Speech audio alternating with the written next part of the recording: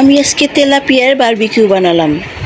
Tilapia মাছটিকে আমি ভালোভাবে কেটে ধুয়ে মশলা মাখিয়ে রেখেছিলাম। অন্যদিকে আমি ফ্রাই প্যান বসিয়ে দিয়েছি। আমি এই মাছটিকে ভালোভাবে ভেজে নিব। মশলা মাখিয়ে রেখেছিলাম ভালো করে আধা ঘন্টা আগে। ওটাকে আমি এখন ফ্রাই প্যানে দিয়ে দিব। এই ফ্রাই প্যানে তেল গরম হয়ে গেছে। আমি ফ্রাই প্যানে মাছটা এই যে দিয়ে দিলাম। দিয়ে আমি ভালো করে ভেজে নিব মাছটাকে। এপিট ওপিট করে আমি মচমচা করে মাছটা ভেজে নিব। আমি আজকে ছোটোখাটো করে তেলাপিয়ার বারবিকিউ করলাম। খুব ভালো লাগে আমার এই ছোটোখাটো একটু করে। এটি আবার কেটে নিয়েছিলাম। এটা ভেজে আমি সুন্দর করে সাজিয়ে নিব।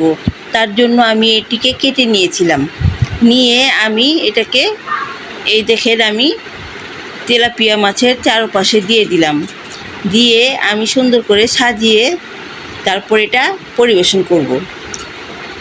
আপনাদের দেখালাম তেলাপিয়ার বারবিকিউ। এই দেখেন অনেক সুন্দর। আর ভিতরে হলো আলু ভাজি।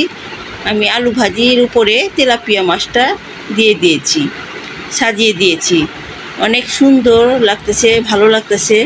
আর খেতে অনেক মজা আলু ভাজি দিয়ে তেলাপিয়ার বারবিকিউ। আল্লাহ হাফেজ।